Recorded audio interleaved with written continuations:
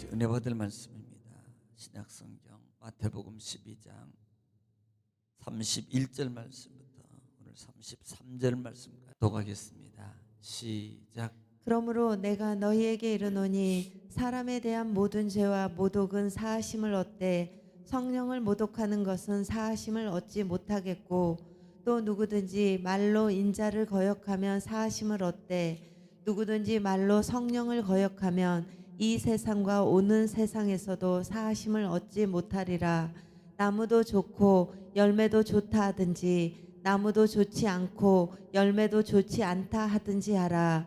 그 열매로 나무를 아느니라. 아멘. 아멘. 사랑의 아버지 감사합니다. 한밤도 주님 안에 소리를 쉬게 하시고 또 하나님 또 한 날을 허락받아 이 새벽도 하나님을 찬양하며 경배하며 예배합니다.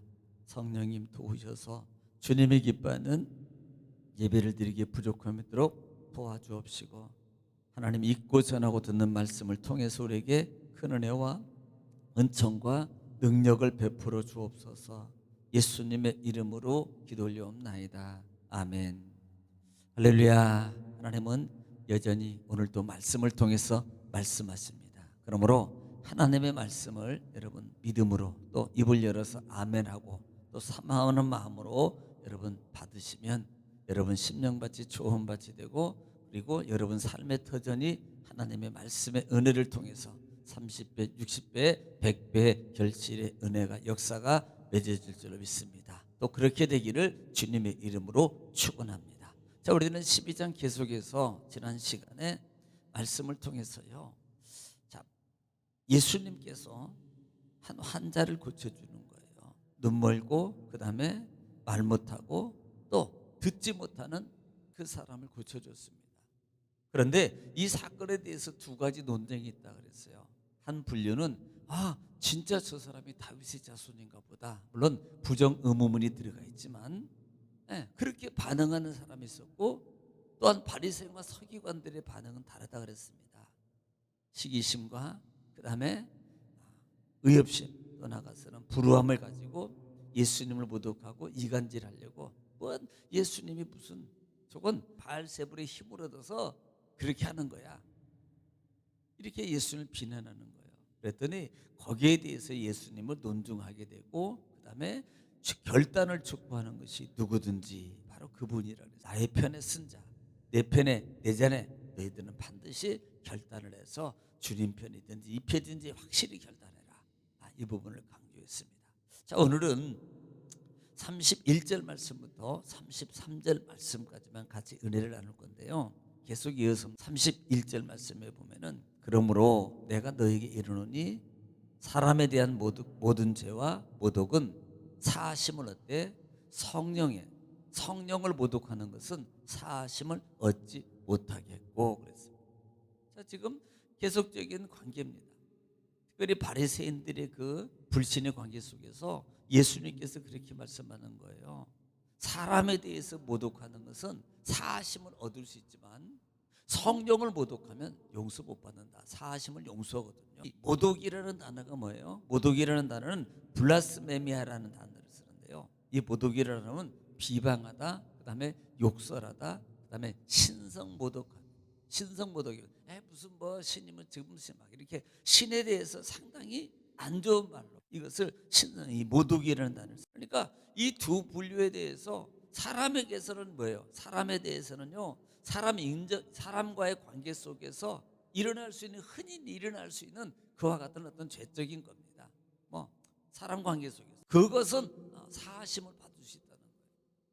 왜? 용서하고 그 다음에 회개하고 물적 보상하고, 물론 그 부분에 대해서, 그래서 레위기를 통해서 예수님께 제사함으로 이 문제는 다 해결받을 수 있어요. 그런데 성령을 모독한다는 것은 무슨 말이냐면은 이것은 말입니다, 계속적으로 하나님의 능력, 그러니까 하나님의 지금 바리새인들의 서기관들은 그들이 하나님의 능력을 목도하고 있어요. 심지어는 어떤 사람들은 심령의 거듭남 또 체험을 가지고 있어요. 그래서 그들에게 그렇게 계속적으로 그런 하나님의 기적과 능력을 보고 목도하고 체험하게 하는 것은 결국은요, 그들에게 기회를 주고 있는 거예요. 그런데 그 기회를 회개로 바꾸지 않고 오히려 거부하고요, 그 다음에 늘 예수님 또 하나님에 대해서 신성모독 비방하고 또 이간질하고 하는 그들의 모습, 이게 반복적으로 하는, 바꾸지 않고 의도적으로 심지어 하나님을 비방하는 일을, 이것은 뭐예요? 성령을 모독, 예수님이 하는 사역을 귀신이 했다 그러고, 이게 신성모독이거든요. 예, 이런 죄는 용서를 받을 수가 없다 이 말이에요. 사함을 받지 못한다 이 말이에요. 자, 우리가 성경을 통해서 한번 찾아볼까요? 신약성경부터 볼까요? 여러분도 신약성경 사도행전 5장 9절 말씀 시작. 베드로가 이르되 너희가 어찌 함께 꾀하여 주의 영을 시험하려 하느냐. 보라, 내 남편을 장사하고 오는 사람들의 발이 문 앞에 이르렀으니 또 너를 메어 내가리라 하니. 자, 이 말이 무슨 말인지 모르죠? 아는 분은 알겠지만 아나니아와 삽비라가 하나님 앞에 제물을 드리려, 집한돈을 드리려다가 이것 때문에 두 부부가 즉사합니다. 죽게 되는 경우예요. 그래서 이것을 너희가 하나님을 시험하고, 내가 왜 너희가 하나님을 시험하느냐, 너희가 왜 성령을 시험하느냐 말이에요. 자, 3절도 볼까요? 시작. 베드로가 이르되 아나니아야, 어찌하여 사단이 내 마음에 가득하여 내가 성령을 속이고 땅값 얼마를 감추었느냐. 자, 누구를 속였다 그래요? 성령을 속이고. 자, 베드로가 의도 물어보는 겁니다. 그런데 성령은 이미 다 알고 계세요. 물어보는데요, 속이는 겁니다. 역시 마찬가지고 아나니아도 그렇고 삽비라도 그렇고. 그래서 결국은 두 부부가 그 자리에서 즉사하고 말아요. 그것을 구약 성경에서 사무엘상 15장을 볼까요? 사무엘상 15장 21절 말씀입니다. 이 부분은 사울 왕에 대한 관계거든요. 우리가 잘 많이 아는 말씀입니다. 15장 21절 시작. 다만 백성이 그 마땅히 멸할 것 중에서 가장 좋은 것으로 길갈에서 당신의 하나님 여호와께 제사하려고 양과 소를 끌어왔나이다 하는지라. 자, 지금 사울 왕이 사무엘 선지자에게 거짓말하는 거예요. 하나님 앞에 내가 지금 좋은 양만 끌어다가 내 지금 나중에 제사하려고 거짓말하고 있거든요. 왜? 하나님은 그거 하지 말라 그랬거든요. 그랬더니 23절에 시작. 이는 거역하는 것은 점치는 죄와 같고 완고한 것은 사신 우상에게 절하는 죄와 같음이라. 왕이 여호와의 말씀을 버렸으므로 여호와께서도 왕을 버려 왕이 되지 못하게 하셨나이다 하니. 구약 시대는요, 하나님의 말씀을 순종하지 않는 것은 결국은 뭘 가리키는 거예요? 하나님의 성령을 거스리는 거거든요. 그래서 결국은 당신이 하나님 말씀에 순종하지 않은 것 때문에 결국은요, 하나님이 당신을 버릴 것입니다. 우리가 너무나 잘 아는 순종이 제사보다 낫고 수양의 기름보다 하나님 말씀 듣는 것이 낫다 이 말이에요. 그래서 이것이 하나님을 거역하는 죄는, 성령을 거역하는 것은 용서를 못 받는 말이에요. 사람과의 관계는 용서를 받지만 예수님은 지금 그 부분을 말씀하고 있다. 이것은 결국은 심판의 어떤 의미가 그 속에 담겨져 있는 것도 있다는 것을 우리가 알아야 됩니다. 32절에 보면은 또 누구든지 말로 인자를 거역하면 사하심을 얻되 누구든지 말로 성령을 거역하면 이 세상과 그 오는 세상에서도 사하심을 얻지 못하리라. 자, 이번에는요, 성령을 모독이라 그러고, 모독이에요. 성령을 모독했다 그럽니다. 이번에는 인자, 예수님을 거역이라는 단어를 써요. 거역하면 사하심을 얻되, 그다음에 성령을 거역하면 사하심을 얻지 못한다라고 말합니다. 자, 거역이라는 말이 뭐냐면 이 두 가지 단어를 쓰는데요, 아페이데스라는 단어를 써요. 이것은 거스리는, 그다음에 불순종하는 이 말. 또 카와라는 단어, 카타라는 단어를 쓰기도 하는데 이것은 반대하다, 하나님에 대해서 반대하다라는 그런 뜻을 가지고 있어요. 그러니까 육적인 예수님에 대해서 어떤 그 당시에는 예수님을 거역하다, 인자를 거역하다는 말은 능히 있을 수 있었던 거예요. 왜냐하면 구약의 그 하나님의 그 선지자를 통해서 이미 예수님에 대해서 이미 예고를 했습니다만은 아직은 그 당시에 유대인들이나 많은 무리들이 예수님에 대해서 보지도 못하고 잘 모르기 때문에 예수님에 대해서, 육적 예수님에 대해서 긴가민가라는 그런 마음을 가지고 때로는 거역도 하고 그럴 수 있었어요. 그런데 그 부분에 대해서는 사하심을 받는다라고 말하는 겁니다.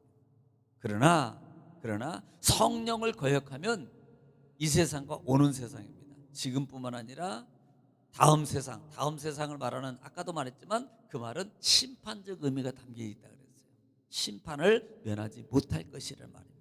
성령을 거역하면 하나님을 부인하고 하나님의 능력을 부인하고 하나님을 거역하고, 만약에 그렇게 한다면 너희가 이렇게 기회를 주고 그런 하나님의 능력을 보고 능력을 체험하고도 그 하나님을 일부러 비방하고 거역하고 의도적으로 너희가, 그러니까 성령은 이런 말이에요. 성령은 우리 속에서, 마음속에서 그게 아닌데, 그런데 이겁니다. 우리가 열받아요. 성질이 나요. 그러니까 의도적으로 거역하고 의도적으로 이렇게 하는 부분은 하나님이 용서하지 않는다. 이 말을 우리는 뭐예요? 하나님의 심판이 있게 된다. 하나님의 진노를 받게 된다라는 말씀입니다. 그래서 우리는 성령의 음성에 그래서 늘 순종하란 말이에요. 성령의 음성. 그래야만이 은혜 가운데 우리가 삶 속에서 하나님의 은혜, 진리의 말씀의 은총을 우리가 누리며 살아갈 수 있다라는 말씀입니다. 그 다음에 33절 말씀에 나무도 좋고 열매도 좋다 하든지, 나무도 좋지 않고 열매도 좋다 하든지 하라. 그 열매로 나무를 알리라 라는 말씀. 제 말은 무슨 말이냐면 하나님의 능력을 보고도 놀라면서도 받아들이지 않는 거예요. 그러니까 그런 심적 상태를 예수님이 보고 있는 거잖아요. 관과하고 있어요. 그들의 모습들을 보고 있습니다. 속으로는 놀래. 귀하다. 야, 저런 분이 대단한 분이야. 혹시 그럴지도 몰라 라고 하는, 속으로는 놀래요. 그러나 그렇지만 그 하나님에 대해서 그들이 완고하게, 아니 확실하게 쓰지 못하고 머물거리고 있는 그와 같은 상태에 있는 사람들을 향해서 강력하게 촉구하는 겁니다. 확실히 해. 너희가 확실히 해. 하나님 편에 확실히 성령을 붙잡아. 그래야지 살아. 그래야만이 살 수 있어. 그래야만이 해결돼. 강력하게 촉구하는 내용이 담겨져 있는. 너희들이 보고도 몰라? 열매 보면 알잖아. 보고도 몰라? 그러니까 이 말이요, 확실히 해 이 말이에요. 여러분, 우리가 신앙의 삶 속에서 오늘 하루도 여러분이 살아가면서 하나님의 은혜와 능력은 늘 우리 성령이 우리 마음속에서, 우리 삶 속에서 말씀으로 주도하고 계세요. 그러므로 그 성령을 거스르지 말고 그 말씀에 순응해서, 여러분 조금 불편해요. 내 마음은 아닌 것 같아요. 그래도 그 말씀에 순종해서 순응하면 제사보다 낫고요, 수양의 기름보다 낫습니다. 하나님은 여러분을 세우시고 인도하시고, 그 다음에 오늘 하루의 삶 속에서도 하나님이 도우셔서 모든 문제가 해결되고 하나님의 은혜의 말씀의 증거자, 그 다음에 능력의 증거자가 될 줄로 믿습니다. 오늘 하루를 하나님께 의탁하고 여러분 가정과 자녀를 위해서 이 시간도 주여 한번 부르고 다 같이 통성으로 기도하겠습니다. 기도합니다. 주여, 할렐루야. 40년 오신